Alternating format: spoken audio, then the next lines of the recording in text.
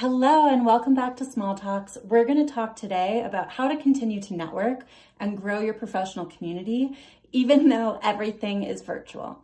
So thank you so much to everyone who's been asking this question. We've heard from a lot of you via DM and our stories and email and in person or video and call from some of our existing MyWellbeing members.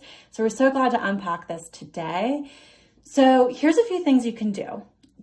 While gatherings are not necessarily happening in person and we're still waiting for things to be safe to do that in light of COVID, there are perhaps more than ever a lot of networking opportunities virtually. So how do you find them?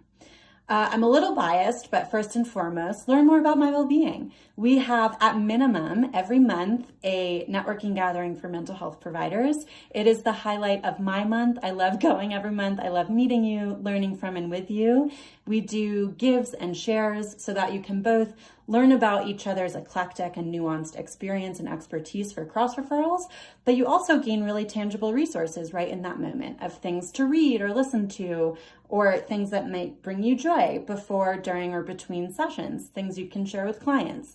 So I'd strongly recommend that. At MyWellbeing, we also have all sorts of marketing trainings, business operations trainings, and we are just a really diverse and growing community of mental health providers. So if you're craving connection, craving community, we're a great place to find it. If you are looking otherwise, there are a number of Facebook groups that you can join to see what all is going on in your area.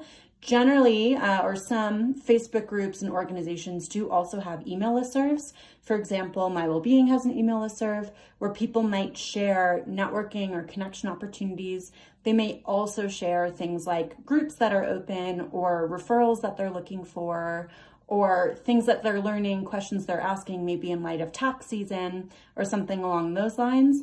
Those can be really powerful resources. Also, LinkedIn groups can be really powerful resources. Now, I've talked so far mostly on the provider-to-provider networking side. If you're hoping to network with people who might be prospective clients, think about where those clients are likely to be. So who is your ideal client? What are they likely to be reading? Where are they likely to be spending time? Where are they likely to be shopping or learning? And try to get involved in those groups. So I happen to be a female leader. I identify as a woman, she, her, hers. And I love Ladies Get Paid, which is a Slack workspace that has, I believe now, about 50,000 women in it. I am sure that there are mental health providers in there.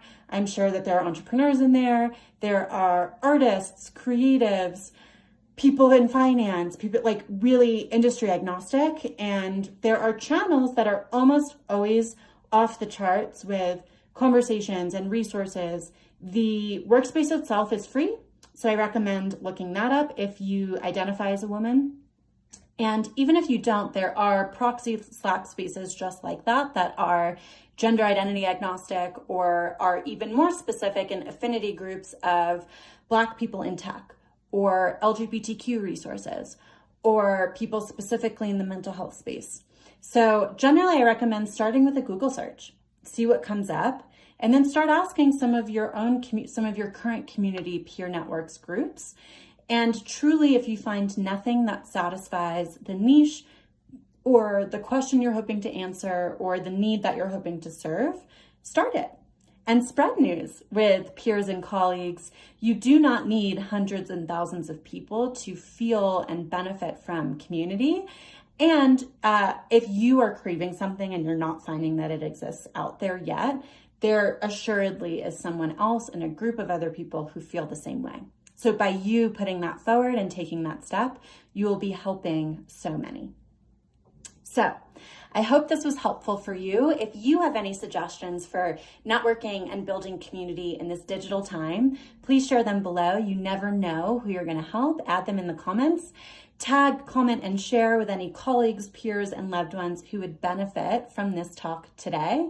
And continue to keep your eyes peeled for the question bubbles in our stories so that you can keep asking the questions that are most front and top of mind for you, and we can keep answering in 5 minutes or less. I look forward to reconnecting and seeing you soon, and I hope you have a lot of love the rest of your day. And as always, or as preferred, a little extra love from Zelda today. We'll see you soon. Bye.